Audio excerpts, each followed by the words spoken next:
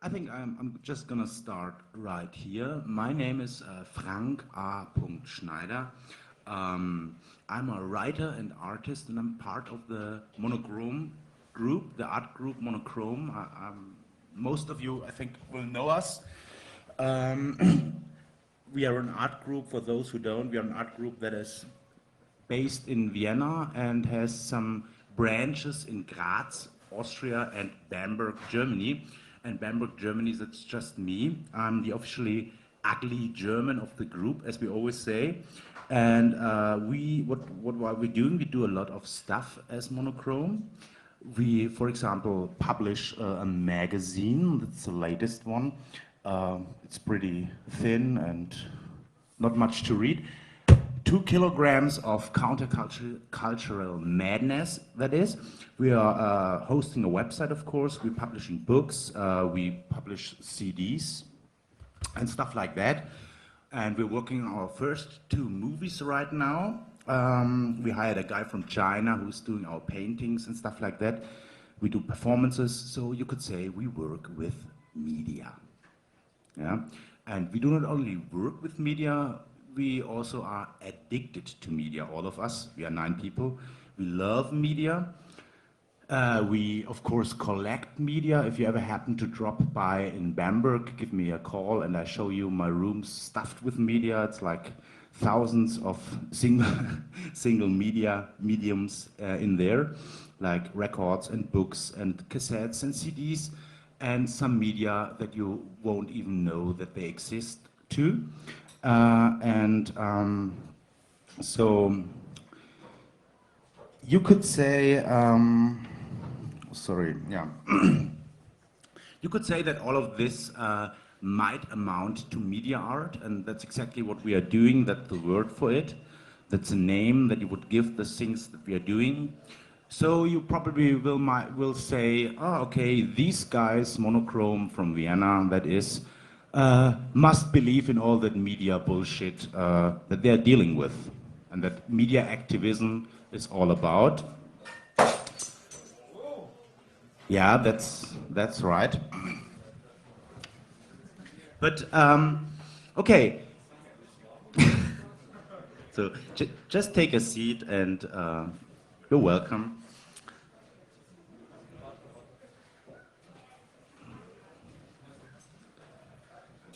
I think some people might have realized that they are in the wrong room. Oh. Nee. Ah, we have a really media problem here, so what are we supposed to do? Go where else? Ja, ne, kein Problem, mir wurde gesagt, ich bin hier. Nee, was denkt das Publikum? Bleiben wir da. But could somebody please get to the door and tell the people that are coming in what actually is happening here, and somebody could go over to the other room and say to the people that want to listen to me that I'm here. This is the media is a messiah. That's some really good problem. What? Yeah. That's great, because it clings to what Johannes told you yesterday on the principle of failure in computer businesses, or in all social, cultural businesses. So, okay, I come back to my script right here. If you, is anybody now in the right room? You're not? Ah, great. Me too. So, okay, all of these amounts to media art, and so you might say that these guys, Monochrome from Vienna, must believe in all that bullshit that media activism is all about. And I can say to you, I can answer, well, we are trying not to. We're trying really hard sometimes, and trying not to be fooled by media activism that we are actually doing all the time. And now we are going to deconstruct that bullshit that media activism is all about. I'm going to deconstruct it with you and for you. And I'm trying to give you a somewhat Marxist analysis of the problem of media in bourgeois society. This all was already done in a text that I'm referring to now. The text was published in this magazine. It's called "The Medium is the Messiah." And yeah, and I'm gonna give you a short survey about what I'm going to do with you today. In the first step, we are going to learn about a guy called Marshall McLuhan. And he's a guy who said that really nervy sentence or phrase, "The medium is a message." You all have heard that once, one or the other time in your life. And we will ask at that point, did he really revolutionize media theories through that? And the second step, we will try to understand why the medium has always been a message of salvation. Not just a message, but a message of salvation. Eine Heilsbotschaft, that is in German. And from that on, from that point, we're going to ask why media theories so often turn out to be media theology, Medientheologie. Also warum Medientheorie so oft Medientheologie wird. Then we need to see that the bourgeois subject defines itself through the use of media as the privileged little sucker that he is or she is. And after that, we'll have a few thoughts why media activism tends to be Passivität. Sorry for my really nice German English that I'm practicing here with you.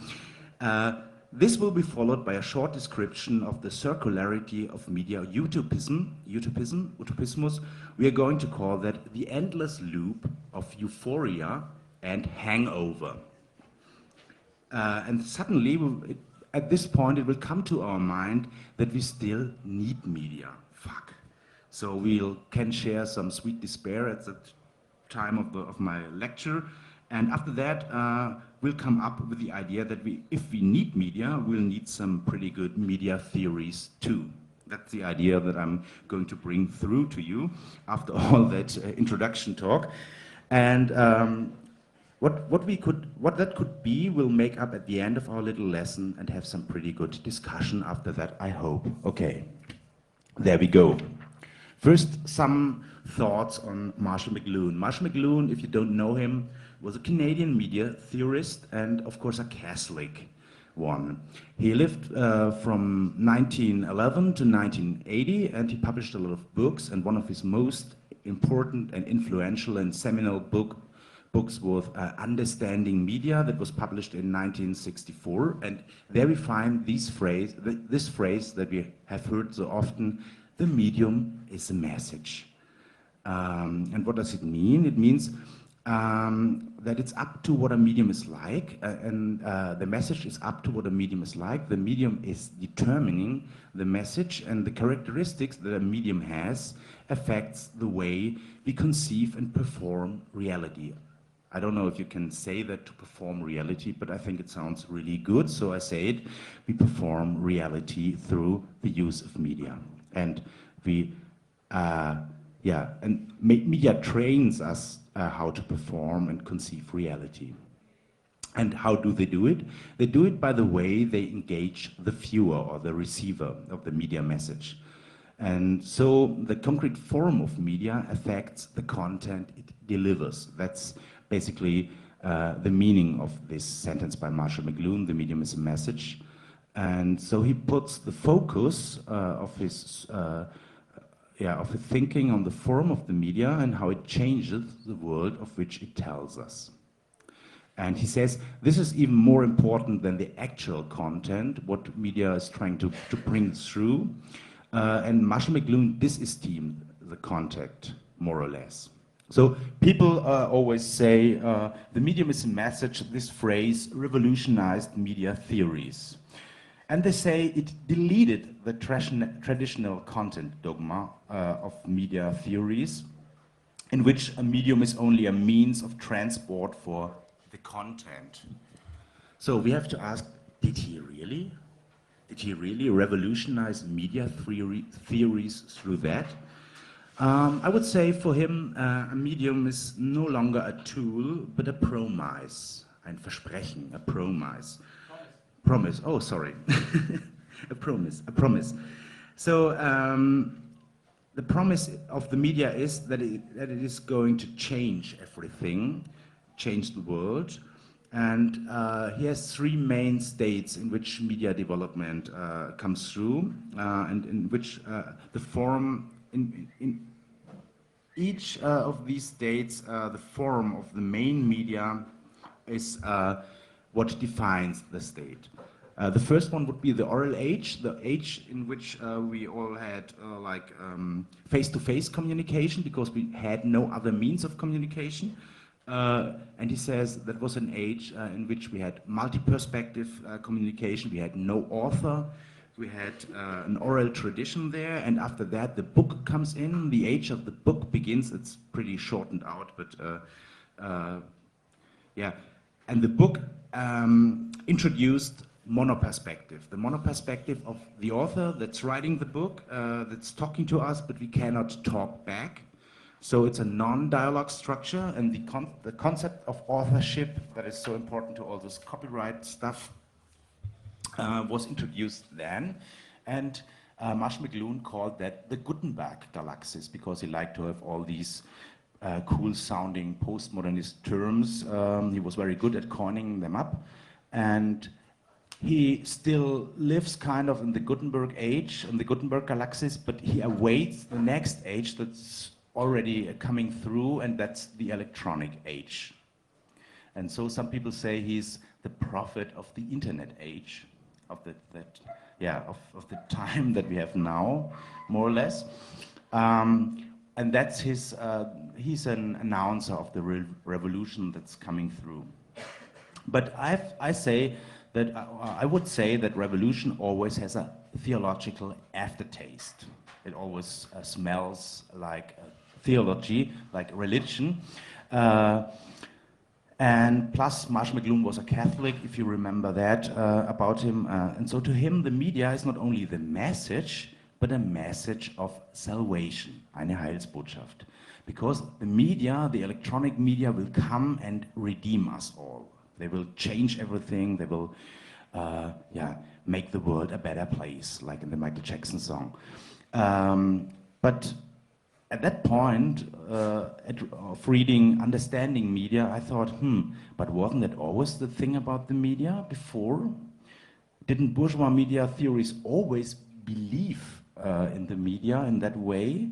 And then I came up with the thought that bourgeois media theory actually always have been media theology, by believing in the media, awaiting the media, by approaching the media in the same way as theology approaches the god or the goddess or the God principle that it's dealing with, and by bringing up credos like the medium is a message. It was a credo, the credo of the media theories, I would say, before Marshall McLuhan came up and said that. And Marshall McLuhan was simply the first one who was able to say it in such a nice and quotable and cool and postmodernist phrase. That he was really good at that. That was his main attractivity for media theories. So, okay, we have this, the term media theology here. So, what does it mean? I would say that bourgeois media analysis is always only analyzing the form that a media has, that the media has, that the medium has, the form of the medium, and never, ever the content. The content to bourgeois media theories is always no problem, and the only problem is to bring the content through or on is to make up the right form for the media, for the medium. And if the form is right of the medium, the content will be right too. That's the basic assumption of most of the bourgeois media theories that are out there. And so to put it in a nice quotable phrase, you could say, if the table is round, then the results of our negotiations will be round too. Yeah, that's so. Kind of a commandment to bourgeois media theories, also ein Gebot im Sinne der 10 Gebote, is you need to get informed, always get informed. So, and not only get informed, the second commandment could be get informed in the right way, in the correct way. Correct inform yourself correctly. Because if we know the truth, we'll know how to do the right things and what the right things are and what to do and some stuff like that. And when the information that we have changes, then actually the world changes too. Nice assumption that is, but I think that's wrong. But what bourgeois media theories made out of that assumption is that they said you have to fix and adjust the form of the media. Media might lead us into paradise or it might lead us into hell, so try to find the right form that brings us into paradise. Media hell could be something like kids running amok after they're playing ego shooter games, and the hell could be the paradise that Web 2.0 seemed to introduce some years ago and didn't in the end, but we believed in that for a time. We thought, oh, Media 2.0 will introduce democracy that we are still waiting for.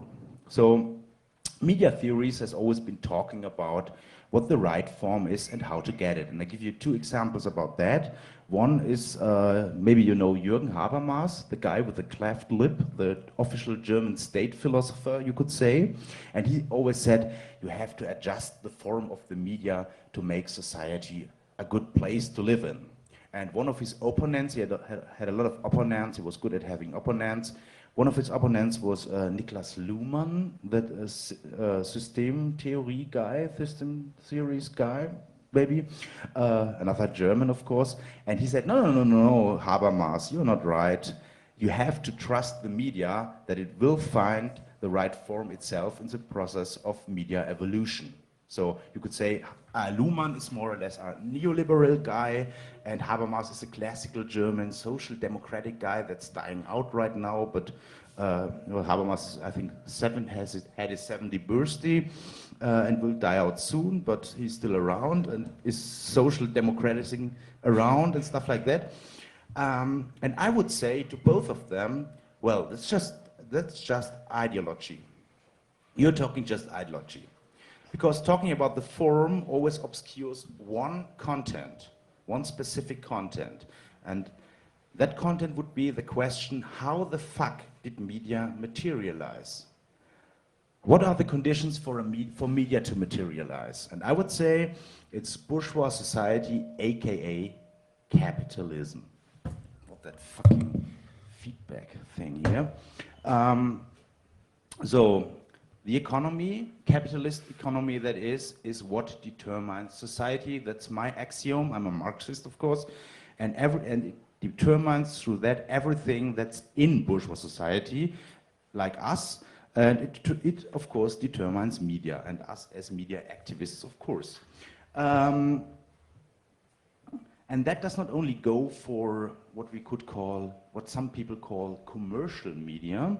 I think the word commercial media itself is bullshit, because there's no such thing as a commercial media as opposed to a non-commercial media. Every medium is commercial. Since every medium is a commodity in one or the other way, even free giveaway things are commodities too. We could talk about that afterwards. Yeah, but like bourgeois art, bourgeois media wants us to believe that they are not commodities, and that's a lie. Because people who edit or print or film newspapers do that as a job, or they do that as a hobby and have another job to earn a living. But they are on a market, and they are not the prophets through which the media god speaks to us, as they conceive themselves. They are just workers, and they need to conceive themselves as workers, and we need to conceive ourselves as workers. Fucking English language. But who are the believers in this scenario? Why do so much people believe in that? We monochrome believe that believing is a constructive act. You are what you believe. And thus we have to figure out what exactly these people are believing, to find out who these people are that believe in the media. So we again take on Jürgen Habermas. He's one of my favorite foes that I have. because he believes in something that he calls the domination-free discourse, den herrschaftsfreien Diskurs. The domination-free discourse is something that from which nobody is excluded or should be excluded. Every position should be represented, should be able to be represented, and after that, after it is represented, it should be discussed in the light of ratio and reason. So reason is the only message that's constituting the market of positions that is the domination-free discourse, or wants that the domination-free discourse wants to be. Yeah. And you have to convince the people that you're talking to through your arguments, through that what you're saying, not through violence or stuff like that. And he believes that that would be an utopia. An utopian society would come through if we could achieve a domination-free discourse. So to him, domination and exclusion are simply a problem of the organization of communication. And Marx, who's a good friend of mine, an imaginary friend that is, of course, he called that German ideology, deutsche Ideologie. Because in this scenario, the being to be is only a subcase of consciousness. But that, I would say, is only true for those who don't have any problems to be. And that is to make a living, actually, like Jürgen Habermas, who's a bourgeois intellectual and being a bourgeois intellectual or liberal means your fridge is always full of stuff that you can eat, and then you can think and work on your consciousness and on the domination-free discourse stuff. So being liberal means also being not aware of your privileges. I can't read that anymore. You can, okay, I'll leave that out. And that is the privileges a class society supplies you with. But then you can ask yourself, how can they still believe when they see that the world is a piece of shit, the world that they are living in? It's a total piece of shit. And then they can use, then they normally use what you could call an old theological trick here. And it's called, okay, I worked with my Leo spelling program and tried to spell it correctly, theodicy. Theodicy. Is it right? Theodicy? What is theodicy? Theodicy means, according to Wikipedia, to reconcile the belief in God which is with the perceived existence of evil. I say that again. Theodicy is to reconcile the belief in God with the perceived existence of evil in the world. So, and what evil we are talking about here? The evil we are talking about here is economy, the bourgeois economy, capitalist economy. So, because this is the evil to a bourgeois liberal like Jürgen Habermas, with a left-wing liberal, leftist liberal, not a right liberal. He has to separate media from economy, to still believe in the media without believing in the economy. So you have to introduce two positions. One position would be the bad market that is always threatening the other position, which is the good media. And I would say, you know that game, of course, all the discussions about that stuff. And I would say that this is just the old good cop, bad cop game that they are playing between the media and the market. The market is, of course, the bad cop position, and the media is a good cop position. Since both are representations of the same thing, that is capitalist economy. Like all of us are representations of capitalist economy. But if media gets commercial, in that perspective, it's becoming bad media. And that's basically what media criticism in Germany, where I live, is all about. It's always about media badness, about bad media, about media that that fell to economy, like the yellow press or the private television, which of course represent the worst of both worlds, the worst of economy and the worst of media. And that's all they criticize about media. They never criticize their own media stuff and their own media assumptions, of course. They couldn't do that because they would ruin their own identification with it. So And there's another reason for that, because to be a true believer in media, you need bad media, because bad media assure you that you're of your own media competence. I was told that it's in English it would be media literacy, but in Germany it's Medienkompetenz, which is a total German word. And the English translation, somebody told me, is media literacy. Okay, media literacy. You are assured of your media literacy through bad media, through yellow press and through private television, which you don't consume, of course. You consume what we in Germany call Qualitätsjournalismus, quality media. Another typical German word, Qualitätsjournalismus. Yeah, and I would call that media class wars. Because the wrong media is, of course, the media for the lower classes. And the lower classes in the bourgeois perspective are those that do not care for truth or enlightenment or stuff like that. They just want entertainment, and they get it through bad media, through yellow press media and stuff like that. And so they serve in the same way as the pagans did to the traditional religious systems. First, they are the object of the fantasies of conversation, to converse them to how to use the right media. And second, of course, they give you the feeling to belong to the chosen ones, because you are not among them, you are among the media ruling elite who's reading Die Zeit or Süddeutsche or stuff like that, or the New York Times or stuff like that. So the next point in my talk is why media activism is passivity so often. I would say that the whole media thing is a kind of a religious thing, and being religious is always about being right and being good. And a good liberal, for a good liberal, being right and being good means to have the correct attitude towards everything. You need the correct attitude towards violence in marriage and all that stuff. You have always, or against, toward the immigration problem, of course. You always have a set of correct, good attitudes to be a good liberal.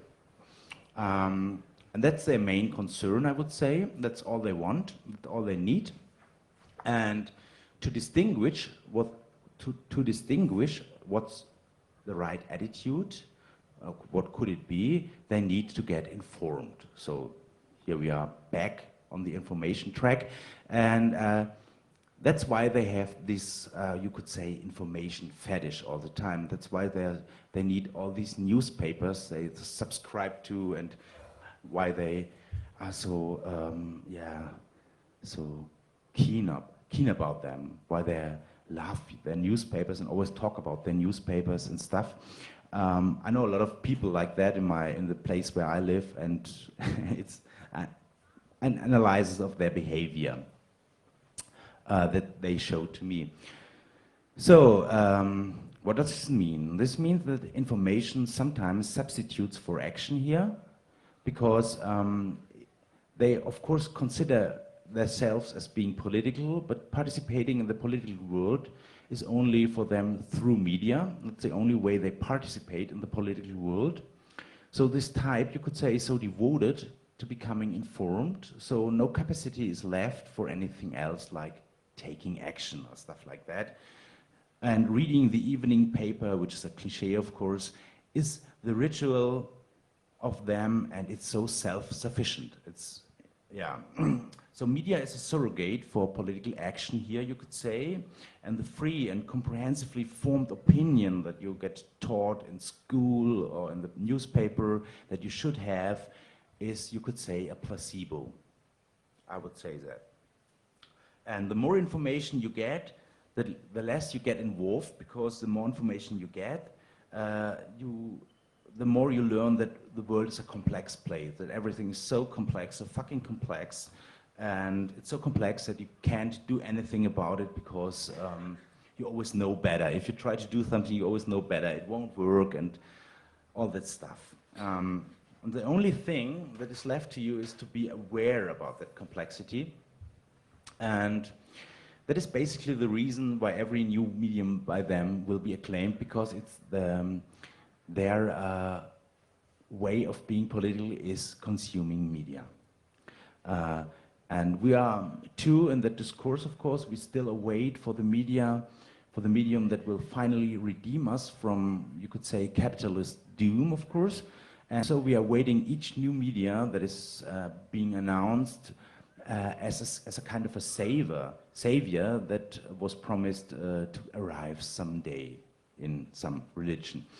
And because of that, we all talk that shit about the grassroots potential of Web 2.0 and said stuff like, I have a quote from a guy called Robert John here. He said, the internet gives people their voices back that the mass media took from them. Yeah, and he didn't say that in 1926 or in 1987. He really said stuff like that in 2005. And that really baffles me. Because he said so because he still holds that one hope that someday there will be the right medium to throw out all the false merchants from the media temple, from the bourgeois temple of the media that we are in right now, of course, the Church of Information, where you have all these stupid German television broadcasting companies stuffed in one place. So, when I heard all that talk about Web 2.0 some years ago, it totally reminded me of the time when the internet was introduced, and some of the people in left-wing media, of course, started to talk like that. Oh, the internet is a rhizome, ein Rhizom. Oh, the rhizome is coming on. Oh, it's great. And that was like 5 minutes.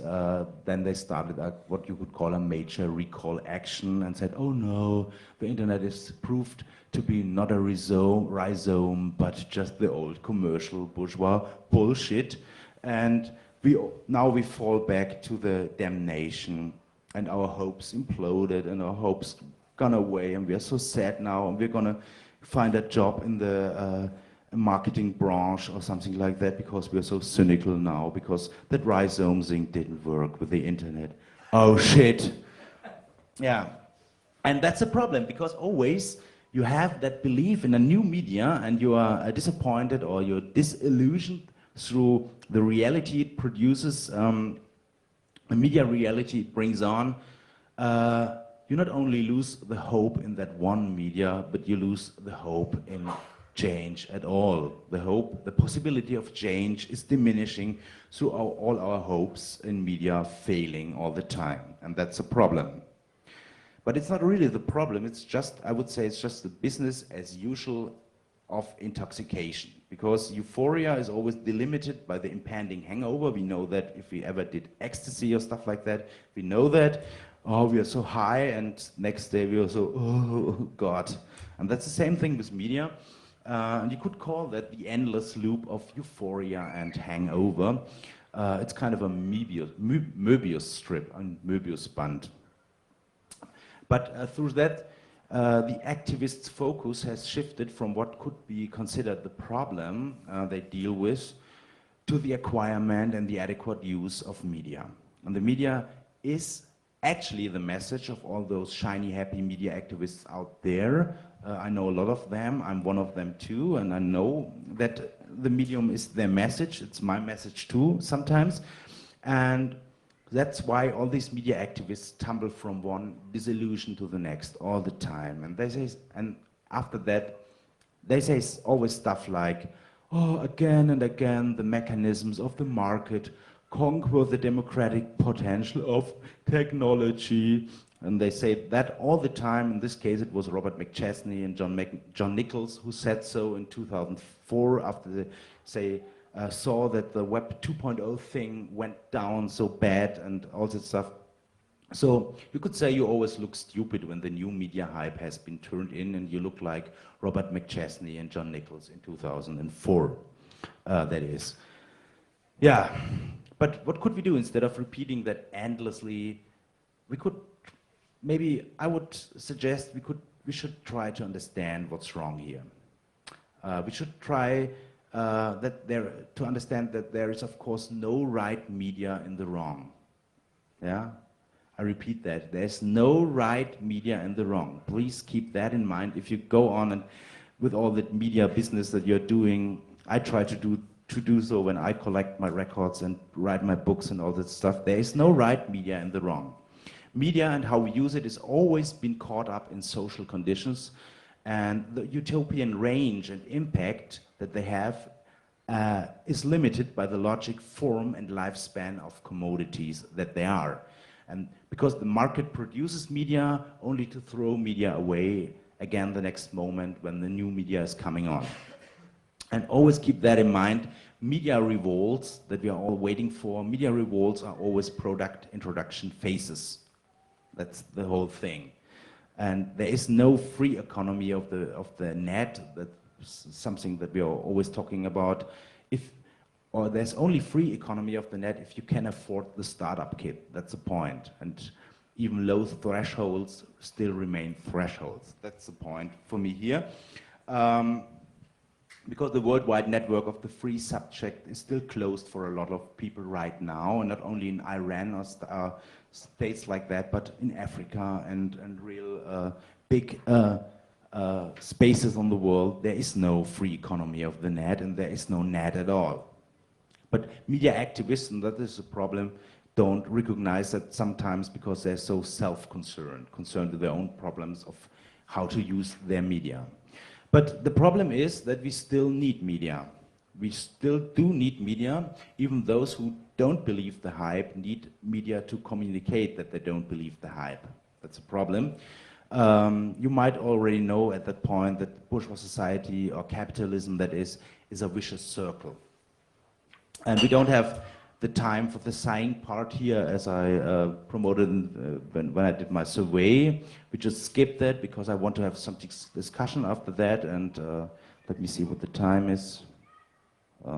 Media is not working. Okay, it's good. So, but we don't have the time for the sighing part in general. So let's come to the synthesis quick. Die Synthese, synthesis. Leo learned me that.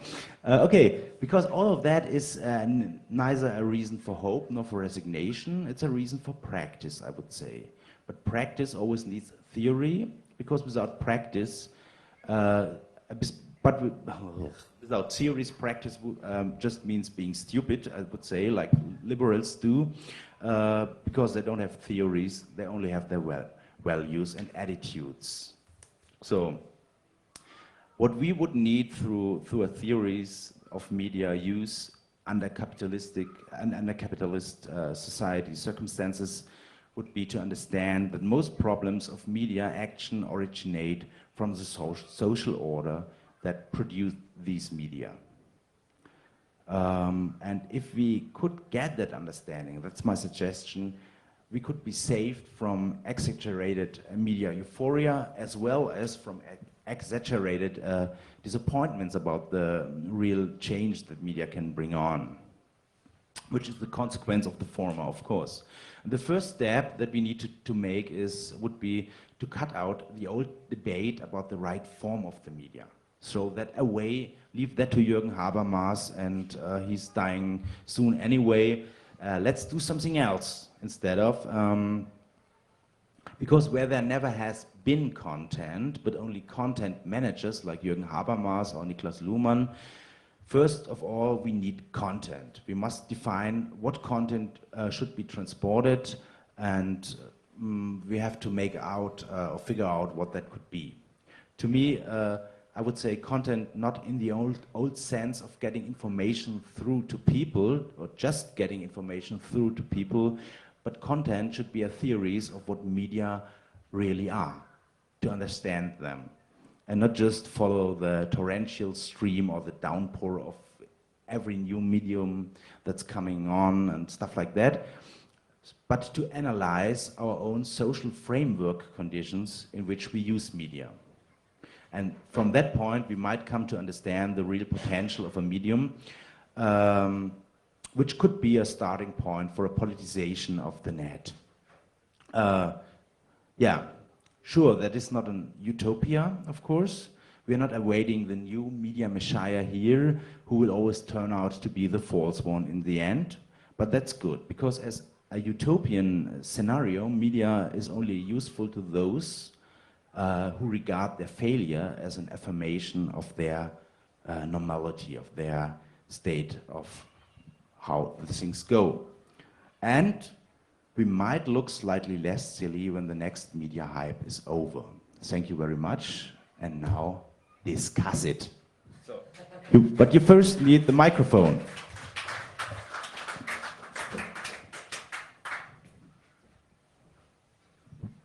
Thank you very much. For me, it's like the opposite position of that what my talk was about. So this is quite interesting. But I think I'm not convinced, because it is. I see progress. Nevertheless, the revolution is not there, and the capitalism is not down, and we see a lot of commercial in the internet, yes, but we also see progress in participation. We see a lot of progress in participation, and just because the big revolution is not there and the capitalism is still there, this is not the problem. I think that the media is a problem, and your media to look at these progresses is Marxism, and I think your disappointment is not about the media you look at, but it's about the media you look with, the Marxism. Well, that's a good point, maybe. I would say, first, I'm not disappointed with media, but well, I feel, how you say, bestätigt, confirmed through how things go. As a Marxist, you always feel confirmed by everything that's going on. That's the trick of Marxism, of this medium. Yeah, but I think, okay, yeah, there is participation coming on, but that's my point, because participation, that would be the Habermas side of it. Participation does not change the economic set in which it takes place, and participation could be taken away from you, like we have now financial crisis going on, and that will suck up a lot of participation that we brought on so hard right now. We have in Germany, we have stuff like Hartz IV, yeah, that's fucking up a lot of participation that was brought on in the 70s, yeah. People are just totally excluded from society because they are no longer needed for the market of people. And I would say that it's not about participation, but it's about, I'm not disappointed, I just want to understand how this media thing works. Does it answer your question? No, it was not a question. It was a, yeah, okay. It's just a point about the first question, but I think a problem with media activists, media theorists, etc., is that participation is so much an assumption. Because we assume we've got this world, this internet world in which people participate. I say that might be true for Germany, but if you go to South Africa and you trawl through, well, if you go to South Africa on the internet, you trawl through forums, you trawl through comments, you will think that the South African citizen, if you're assuming participation, is a white game-playing person my age who complains about the majority, is scared of black people, and is intensely racist. So I think to assume participation in new media, maybe it works in certain countries, but in certain countries it definitely doesn't. You're also assuming access, which is just stupid. Of course, and I think that the countries that you're referring to, like South Africa, have the problem that they don't have like a wealth for all people, so that they could join the form of participation that the net offers for them. And that's a problem, because they don't even have like a bourgeois economy like we have in Germany that enables most of us to be in the net and have a notebook or stuff like that, or go to an internet cafe or whatever.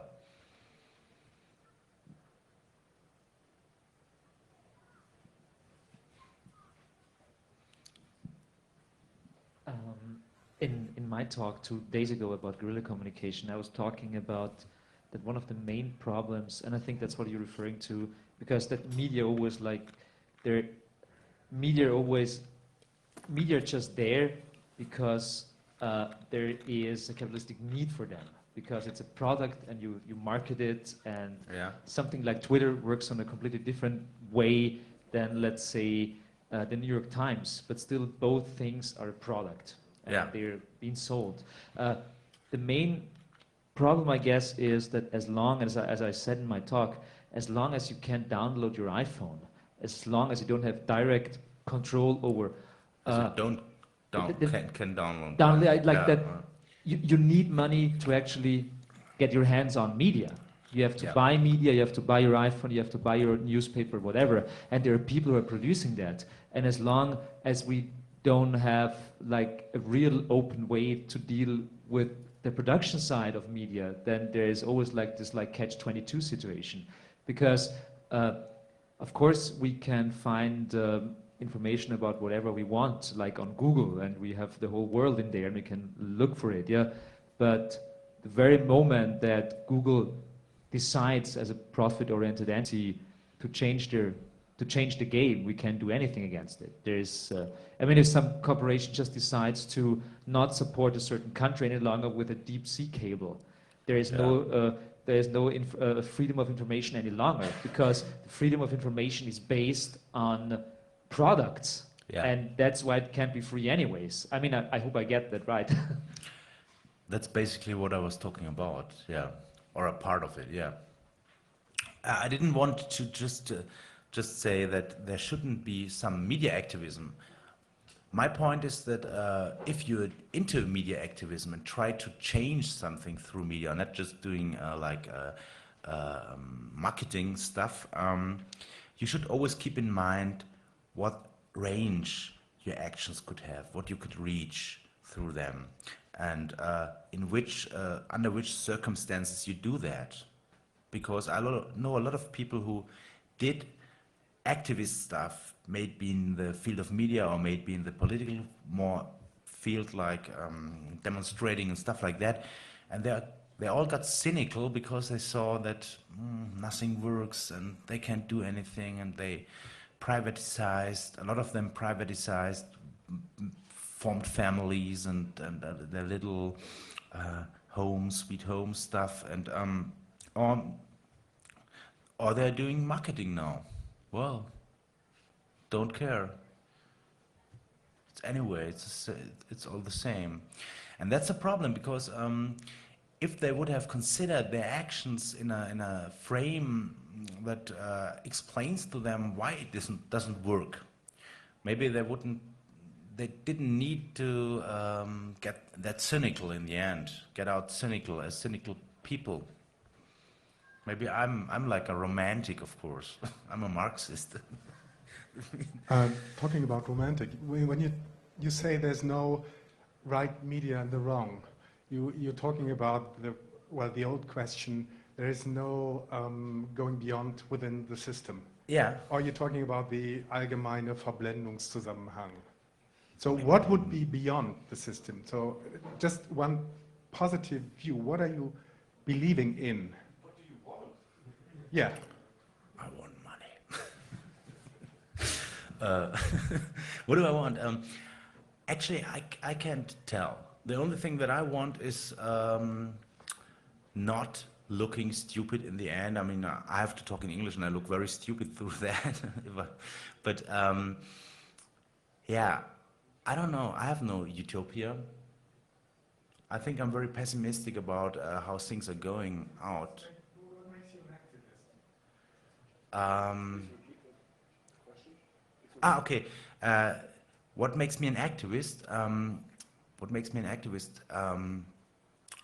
What makes me an activist, as far as I could be concerned as one or considered as one, is that I don't like it, how it's like.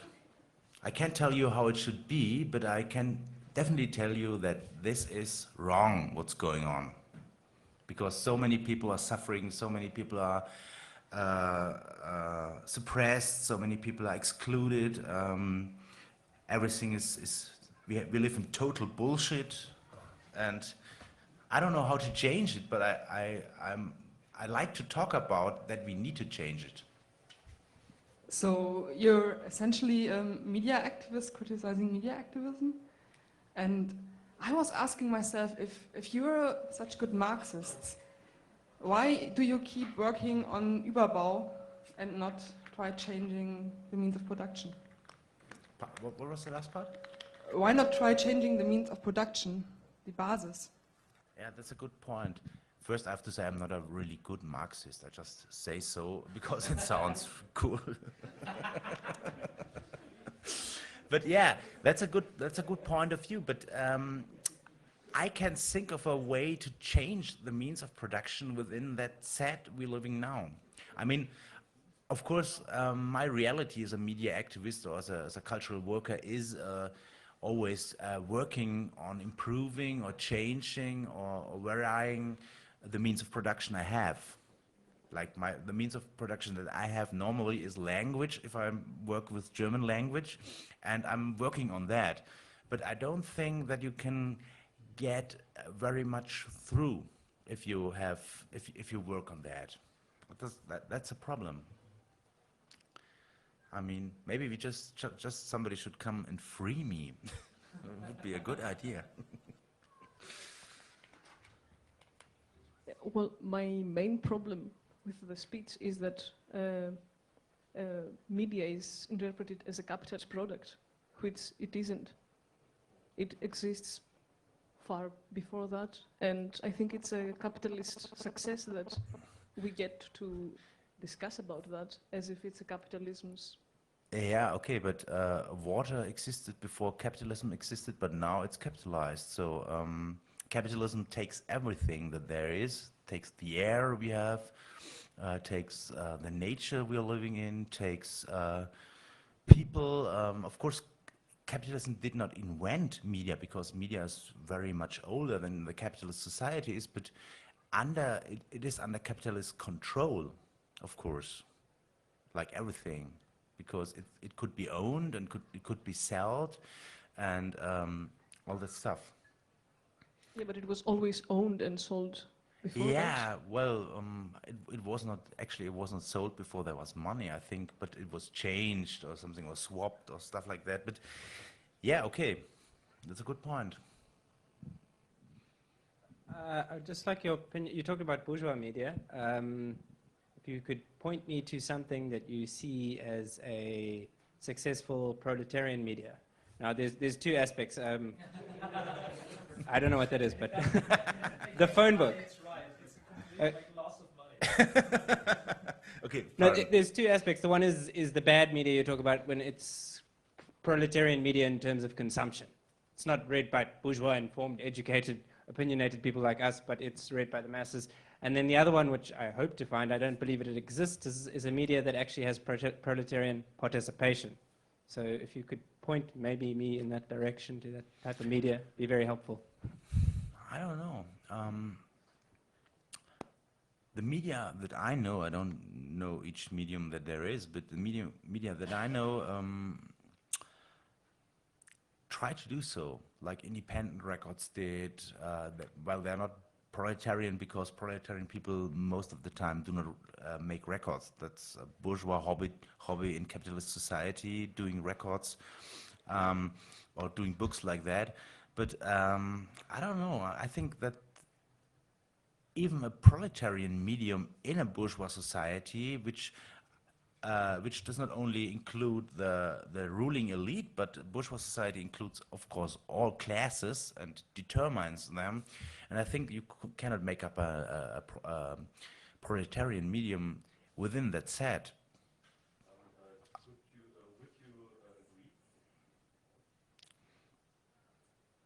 You agree? Oh, sorry.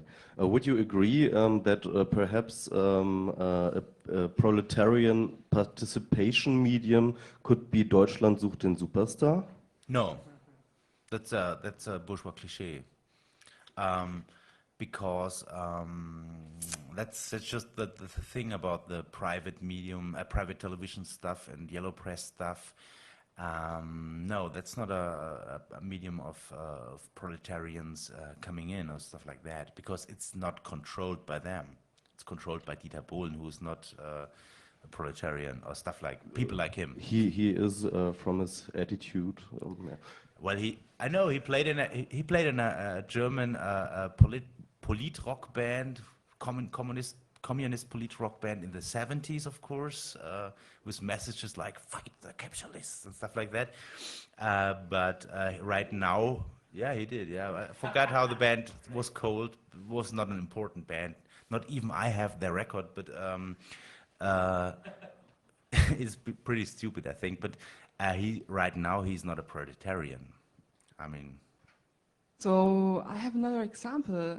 What about places in the internet where people who are unemployed and live on Hartz IV exchange ideas and ways to deal with bureaucracy and everything?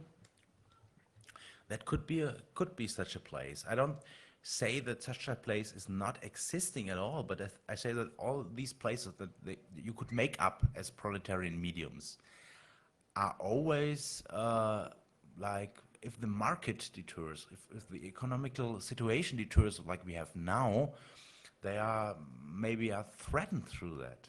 They need to be really strong to survive that, I think. Don't you think so? I mean, you could make really free spaces. You could make up free spaces.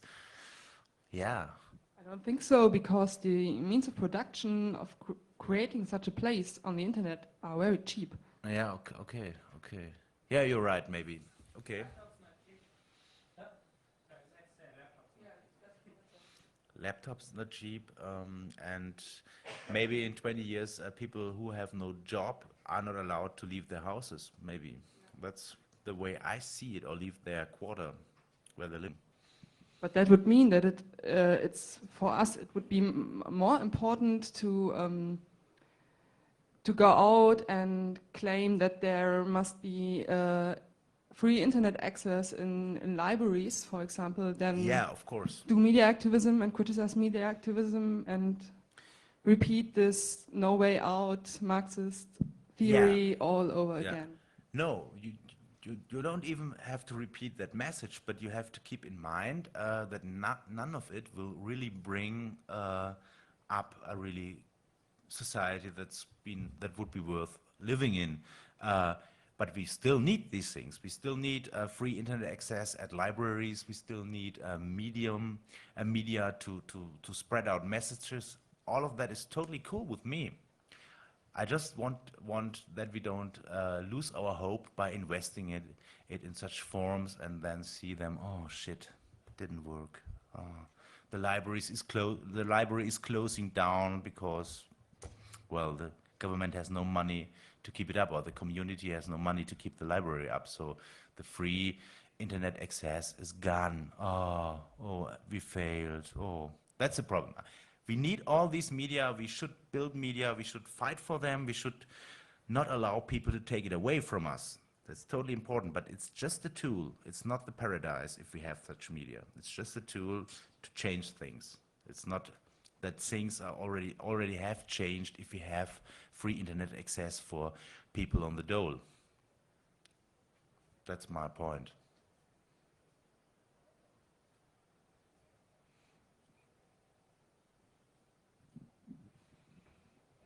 Yeah.